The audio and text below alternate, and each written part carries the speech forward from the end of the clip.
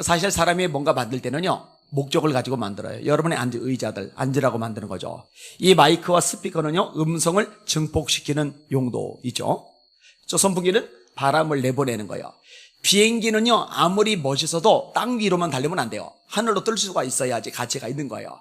자동차는 도로 위를 달려야 돼요. 옵션이 아무리 최고 사양으로 만들어져도 도로 위에 달리지 못하고 퍼져 있으면 자동차로서 실격이에요. 배는 물 위를 떠야 돼요. 잠수하는 물속에 가라앉아야 돼요. 이렇게 사람이 만드는 것도 뭔가 목적을 가지고 만든단 말이에요. 남비라는 종류는 음식을 말하는 목적, 프라이팬도 역시 마찬가지고, 야구 방망이는 공을 때리는 목적, 글로브는 공을 받는 목적. 그럼 사람은 어떤 목적이냐? 하나님의 영광을 돌리는 목적을 위해서 창조되었다는 거 꼭 기억하시기를 주님의 이름으로 축원합니다. 그 영광 돌리는 방법 중에 하나가 찬송이죠. 이 백성은 내가 나를 위하여 지었나니 곧 나를 찬송하게 하려 함이리라. 예배도 마찬가지죠. 하나님의 영광을 위해서 우리가 예배를 드리는 겁니다. 제가 지난주에인가도 또 말씀을 드렸는데, 현대 교회가요, 자꾸만 타협을 하는 거예요. 이 세상의 문화에 맞춰가려고 노력하고 발버둥을 치는 거예요. 외형적이고 형식적인 것 맞춰가는 것은 따질 필요가 없을 거예요. 그런데 본질은 세상에 맞추는 게 아니라 영원히 변함이 없는 말씀에 맞춰야만 합니다. 예전에 유행하던 예배가 있어요. 소위 열린 예배. 이 열린 예배가 뭐냐면요, 새로운 신자들의 눈높이에 맞춘다는 거예요. 젊은 세대의 눈높이에 맞춘다는 거예요. 그래서 음악도 최신식으로 바꿔요. 조명도 근사하게 바꾸고, 이 앞에 강당도 무대식으로 아주 예쁘게 꾸며놔요. 그 다음에 사람들 이렇게 영접하는 것부터 시작해서 모든 시스템을 최첨단으로 업그레이드를 시키는 거예요. 여러분, 그거요, 의미가 없습니다. 왠지 알아요? 예배는 목적이 하나님이 영광을 받으시는 데 있는 거예요. 가인과 그 제사는 하나님이 연락하지 않으십니다. 가인과 그 제사는 하나님이 연락하십니다. 하나님이 예배를 받으신다라는 얘기는 그 사람을 받으신다는 얘기예요. 하나님의 예배를 받지 않으신다는 얘기는 하나님이 그 사람을 받지 않으신다는 이야기입니다. 구약의 가장 마지막 선지서가 말라기입니다. 그 말라기 1장에 어떤 말씀이 나오는지 아세요? 예배에 대한 말씀이 나옵니다. 왜 구약의 가장 마지막 성경의 첫 장에 이 예배 이야기가 나올까? 그만큼 중요한 거예요. 그때 하나님이 뭐라고 하시느냐? 너희가 예배를 드리지 못하도록 성전문을 걸어 잠글 자가 있으면 좋겠다. 내가 너희들이 드리는 예배 받지 않을 것이고 너희들이 드리는 기도도 내가 받지 않을 것이다. 이렇게 하나님이 말씀을 하시는 거예요. 하나님이 받으실 만한 예배가 아닌 거죠. 결국 심판을 받아요. 400년간 메시지가 끊어져요.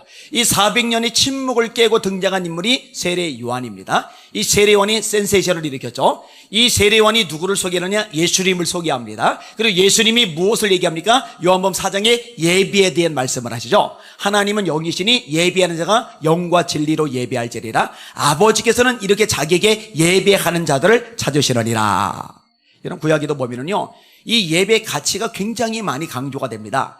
아론의 아들 중에 나답, 아비후, 이다말, 엘라살이 있어요. 그런데 이 나답과 아비후가 첫째와 둘째 아들인데 하나님이 정하신 방식으로 불을 드리지 않고 다른 불을 드렸다가 죽어버려요. 아니, 그까짓 게 뭔 문제가 있다고? 좀 다른 불로 드릴 수도 있는 거 아니야? 아니요, 그렇지는 않아요. 레위기상 1장부터 27장까지 되어 있는데 그 핵심이 뭐냐? 예배입니다. 번제, 속죄제, 속건제, 화목제, 소제. 번제는 원죄를 해결하는 제사예요. 속건제는 배상할 수 있는 죄를 해결하는 제사예요. 속죄제는 인간적으로 배상할 수 없는 죄를 해결하는 제사예요. 화목제는 세 가지가 있는데 낙헌제, 서원제, 감사제가 있어요. 하나님과 하나님과 번제, 속죄제, 속건제를 통해서 죄사함을 받았다면은 그 위에 하나님과 친밀해지기 위해서 드리는 제사가 화목제입니다. 그 다음에 소제는 곡식으로 드리는 제사예요.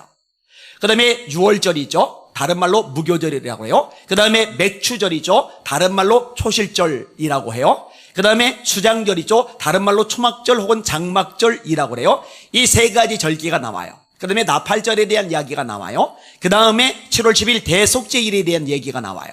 그 다음에 월삭에 대한 얘기가 나오고 안식일에 대한 얘기가 나오는데 이 모든 것들이 하나같이 전부 다 예배로 연결이 돼요.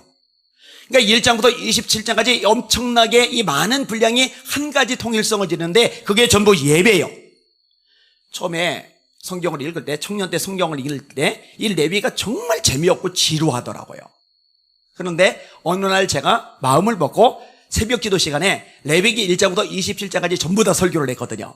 아니 전부 다 예배 1장도 예배, 2장도 예배, 3장도 예배, 5장, 10장, 20장, 27장 다 예배인데 이게 지루하지 않을까 싶었는데 은혜를 엄청 받았어요. 그리고 하나님 앞에 드리는 예배가 이만큼 가지고 이만큼 중요하구나, 이것을 깊이 깨닫는 계기가 되었습니다. 여러분, 사무엘 때 블레셋이 대구를 거느리고 쳐들어오잖아요. 사무엘은 국가 지도자란 말이에요. 그러면은요, 전쟁을 준비해야 됩니다. 칼, 창, 활, 방패 준비시켜야죠. 여자들, 아이들 피난시켜야죠. 백성들 배부르게 든든히 먹여야죠. 그리고 사기에 진작시킨 다음에 가자, 싸우자, 나라 구하자 이래야 되잖아요. 그런데 뭘 하느냐? 다 모아놓고 금식하면서 예배를 드리는 거예요. 예배를. 말이 안 되잖아요. 근데 그렇게 예배를 드리는데 그 예배를 어떻게 묘사하느냐? 온전한 번제라고 그랬어요. 하나님이 받으실 만한 예배를 드린 거예요. 하나님이 예배를 받으시니까 어떤 일이 발생하느냐? 하나님이 도우시는 거예요. 이 전쟁의 신이 개입하시는 거예요. 이 블레셋이 이스라엘 백성들 박살을 내야 되는데 못 이기는 거예요. 그래서 하나님이 여기까지 우리를 도우셨다. 에베네셀, 도움의 돌이라는 명칭이 거기서 등장을 하는 겁니다. 자, 예배를 통해 하나님이 영광을 받으시니까 이길 수 없는 싸움에서 이기게 하시고, 나라가 위기 속에 빠졌을 때 건져내게 하시고, 승리를 거두게 하시고, 이익을 얻게 만드시고, 찬양을 부르게 만드시잖아요.